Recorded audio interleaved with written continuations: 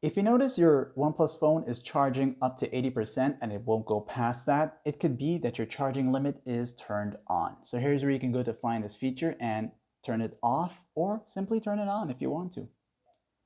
With the latest Android 15 and OxygenOS 15, use the quick access, tap on settings here, and you can search the words charging limit or just charge limit. But charging would be the best way to do it. So charging, not changing.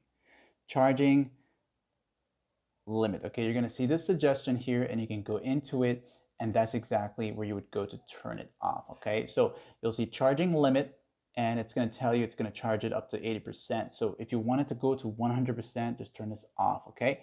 Now, if you don't see for some odd reason, you can also go into the quick access, tap on settings, go down the list of items here to battery. And from here, you'll see battery health. And from here, you'll see these different options, and charging limit is one of them. Like and sub.